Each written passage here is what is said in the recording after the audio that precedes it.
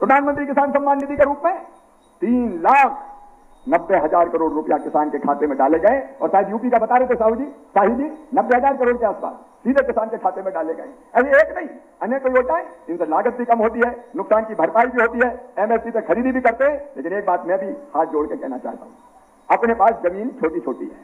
Bharat, America, Brazil, Australia की तरह ऐसा देश नहीं है कि जिनके किसानों के पास 10,000 एकड़ जमीन हो, 20,000 एकड़ जमीन हो। हमारे पास तो जमीन के छोटे छोटे टुकड़े हैं। और इसलिए मैं आपसे निवेदन करना चाहता हूं, हमको इंटीग्रेटेड फार्मिंग करनी पड़ेगी। केवल अनाज की खेती नहीं, केवल धान गेहूं की खेती नहीं, फलों की खेती, फूलों की खेती, सब्जियों की खेती, औषधि खेती, पशुपालन। शाही जी कह रहे थे बहुत जरूरी है मेरे बहनों और भाइयों। अगर घर में गाय नहीं है तो वो किसान कैसा किसान, जिसके घर में गाय नहीं है, उसमें पशुपालन जरूरी है, उससे हम लाभ कमा सकते हैं।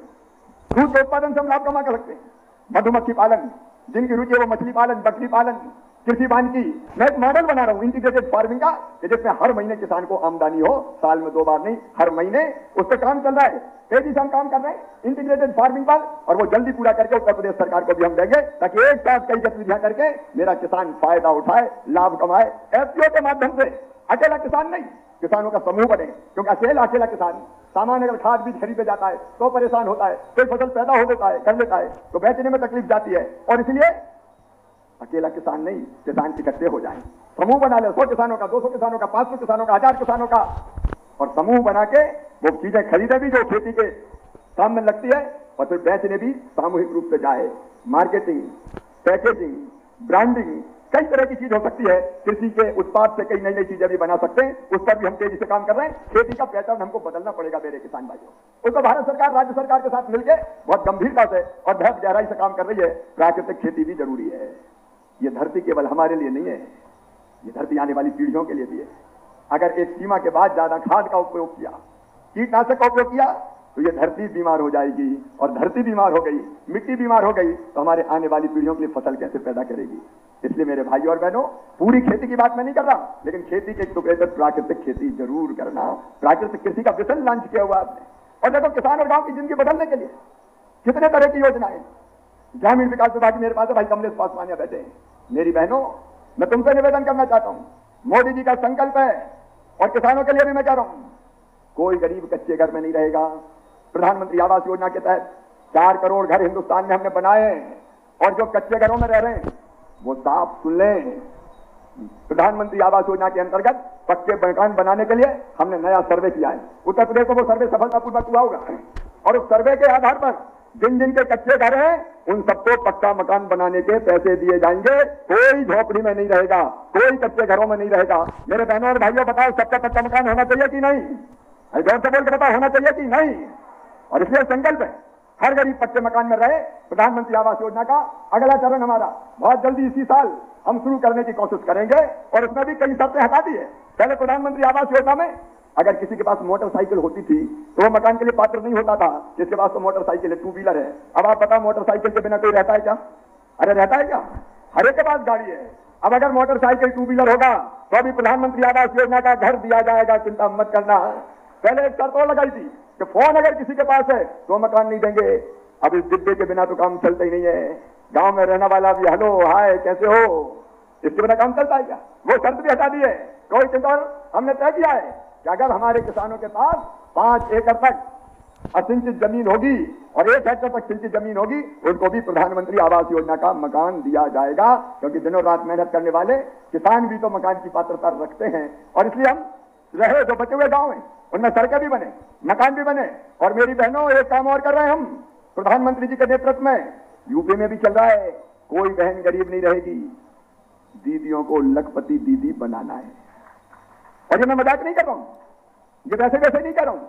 भारत सरकार का ग्रामीण विकास विभाग, उत्तर प्रदेश में हमारी बहन बैठी है मंत्री, ग्रामीण विकास विभाग के अंतर्गत हमारा आजीविका मिशन, जिस प्रदेश में भी काम करता है, आजीविका मिशन के अंतर्गत इतनी गतिविधियां चालू कर रही है हमारी बहनों ने कि 2 करोड़ बहनें लखपति दीदी हो गई हैं देश में। लखपति दीदी का मतलब है जिनकी आमदनी 1 लाख रुपया साल हो जाए। बताओ बहनों की आमदनी बढ़नी चाहिए कि नहीं? अरे बोलो तो बढ़ना चाहिए कि नहीं? बहनों तुम भी बताओ, बढ़ना चाहिए क्या? क्यों कोई गरीब रहे? क्यों आंखों में आंसू रहे? क्यों मजबूर रहे? क्यों हाथ फैलाए? मेरी बहनों, वो जमाना चला गया। मोदी है तो मुमकिन है। अब तुम्हारी आमदनी 1 लाख रुपया साल करना है। अभी 2 करोड़ लखपति दीदी बनी है, अगले साल तक 3 करोड़ हो जाएगी और बहुत जल्दी वो दिन आएगा जब 10 करोड़ लखपति दीदी हिंदुस्तान की धरती पर होगी। गरीबी का नामो निशान मिटेगा। किसान भाइयों, कितने काम हो रहे हैं? जीएसटी कम किया कृषि यंत्रों पर। किसान भाइयों, जीएसटी कम करने के कारण ट्रैक्टर अकेले पे 43,000 से लेकर 63,000 रुपया की बचत होगी अलग अलग श्रेणी के ट्रैक्टरों पे। तो लगातार हमारी कोशिश यह है कि कैसे किसानों की जिंदगी बदले। कई तरह की चीजों पे हम काम कर रहे हैं। एक किसान की पीड़ा है, दर्द है कि वो जो हम पैदा करता है वहां सस्ता बिकता है और वही चीज शहरों में जाके बहुत महंगी हो जाती है। मेरे किसान भाइयों, पूरी गंभीरता से हम इस पे काम कर रहे हैं कि बिचौलियों की भूमिका कैसे सीमित करें। अगर हमारे गांव में टमाटर बेचे तो 5 रुपया किलो और दिल्ली जाए तो 50 रुपया किलो। मेहनत करने वाले को दाम नहीं मिलते, बीच के लोग ज्यादा लाभ कमाते हैं। और इसलिए अभी हमने एक योजना बनाई और इसमें हमने ये तय किया है कि टमाटर, आलू, प्याज जैसी चीजें अगर किसान अपने गांव में पैदा करेगा और गांव में सस्ती बिकती है, लेकिन बड़े शहरों में, बनारस में, लखनऊ में, गोरखपुर में, दिल्ली में, बंबई में अगर अच्छे दाम मिलते हैं तो वहां जाके बेचो। किसान का बेचे काय मिले, काय में जाए। तो चिंता मत करना, हमने तय किया है कि राज्य सरकार की एजेंसी के माध्यम से अगर किसान अपने उस उत्पाद को बड़े शहर में ले जाएगा तो ट्रक का जो भाड़ा है वो किसान नहीं, भारतीय जनता पार्टी की सरकार चुकाएगी। भाड़ा हम वहन करेंगे ताकि आपको वहां रेट ठीक मिलता है तो आप वहां ले जाकर बेच सको। कई तरह के प्रयोग हम कर रहे हैं सेल्फ लाइफ बढ़ाने की, सब्जियों की, फलों की, क्योंकि बहुत जल्दी खराब हो जाते हैं। तो किसान साथियों, आप लोग देश के जो कृषि मंत्री हैं शिवराज सिंह चौहान जी के भाषण सुन रहे हैं और शिवराज सिंह चौहान जी ने दोस्तों जितने भी योजना चला रही है सभी योजनाओं के बारे में विस्तार से जानकारी दे रहे हैं। और शिवराज सिंह चौहान जी ने दोस्तों जब से कृषि मंत्री बने हैं तब से दोस्तों लगातार इसमें किसान है, गरीब परिवार है, मजदूर है, महिला हैं, इन सभी के हितों पर ही दोस्तों काम कर रहे हैं। और दोस्तों आज किसानों को दोस्तों बड़ी इसमें सौगातें दी है और किसानों को दोस्तों जैसे उनकी आर्थिक सहायता में मदद के लिए दोस्तों पीएम किसान सम्मान निधि योजना चलाई जा रही है।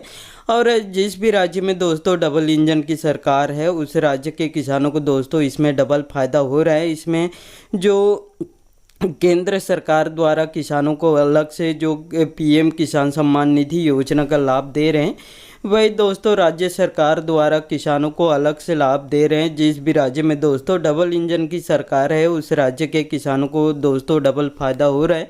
और जैसे दोस्तों मध्य प्रदेश की बात करें तो किसान कल्याण योजना के अंतर्गत किसानों को उनकी आर्थिक सहायता में मदद के लिए किसान कल्याण योजना चलाई जा रही है। साथ में दोस्तों किसानों को पीएम किसान सम्मान निधि योजना का भी लाभ दे रहे हैं।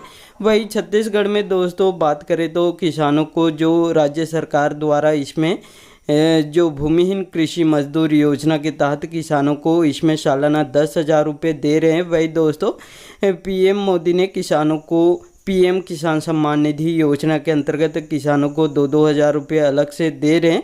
जिस भी राज्य में दोस्तों डबल इंजन की सरकार है उस राज्य के किसानों को दोस्तों डबल फ़ायदा हो रहा है। और दोस्तों पीएम मोदी ने दोस्तों जो बाढ़ से प्रभावित राज्य थे उन सभी राज्य के किसानों को दोस्तों पीएम किसान सम्मान निधि योजना का जो 21वीं किस्त जारी कर चुके हैं साथियों।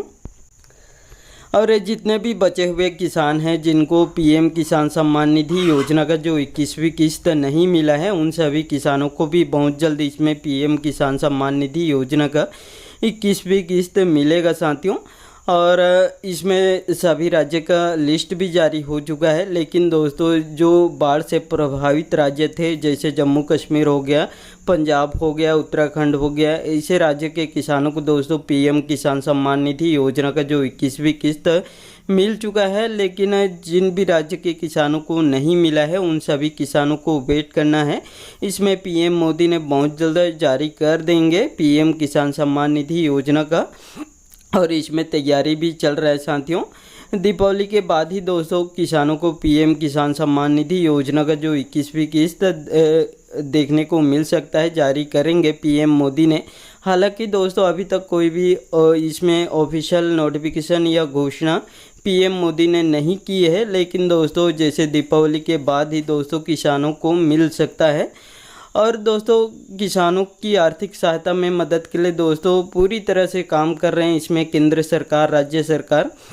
और इसमें किसानों को फसल बीमा योजना का भी राशि जारी कर रहे हैं। पहले के चरण में दोस्तों 30 लाख किसानों को फसल बीमा योजना का पहला किस्त मिल चुका है और लगातार इसमें सर्वे भी चल रहा है। किसानों के खेतों में जाके दोस्तों निरीक्षण कर रहे हैं, किसान के फसल कैसे ख़राब हुई है इसकी भी जानकारी ले रहे हैं। और जिन भी किसानों के फसल प्राकृतिक कारणों से ख़राब हुए हैं ऐसे किसानों को दोस्तों फसल बीमा योजना का लाभ दिया जा रहा है साथियों। वही दोस्तों जो कृषि मंत्री शिवराज सिंह चौहान जी ने इसमें कृषि मंत्री के साथ साथ ग्रामीण विकास पंचायत मंत्री भी हैं और लगातार इसमें गरीबों को आवास देने के भी काम कर रहे हैं। और जिन भी गरीब परिवारों को अभी तक आवास नहीं मिला है उन सभी गरीब परिवारों को चिंता करने की कोई बात नहीं है। इसमें कृषि मंत्री जो पंचायत मंत्री भी हैं शिवराज सिंह चौहान जी ने इसमें घोषणा किए हैं कि जिनको भी नहीं मिला है उन सभी किसानों गरीब परिवारों को पीएम आवास योजना का लाभ देंगे। और देश के प्रधानमंत्री मोदी ने भी दोस्तों 4 करोड़ नए आवास बनाने की स्वीकृति दी है। ऐसे में दोस्तों जितने भी बचे हुए गरीब परिवार हैं उनको पीएम आवास योजना का भी लाभ दिया जाएगा। और हाल ही में दोस्तों महिलाओं के लिए लखपति दीदी बनाने वाली योजना भी चलाई जा रही है। इसके तहत दोस्तों देश के अभी तक 2 करोड़ महिलाओं को इस योजना से जोड़े जा चुके हैं। और दोस्तों इसमें लक्ष्य रखे हैं कि आने वाले समय में दोस्तों धीरे धीरे करके इसमें 10 करोड़ महिलाओं को लखपति दीदी बनाने वाली योजना से जोड़ने का इसमें लक्ष्य रखे हैं। और अभी तक 2 करोड़ महिलाओं को इस योजना से जोड़े जा चुके हैं साथियों। और जितने भी योजना चला रही है केंद्र सरकार उन सभी योजनाओं का लाभ आपको मिल रहा है या नहीं मिल रहा है कमेंट बॉक्स में कमेंट करके ज़रूर बताइएगा। और साथियों इस वीडियो में इतना ही। वीडियो अच्छा लगे तो वीडियो को लाइक करना मत भूलिएगा। और आपको भी ऐसे लेटेस्ट अपडेट या न्यूज़ चाहिए तो मेरे चैनल को सब्सक्राइब करके ज़रूर रखिएगा। धन्यवाद।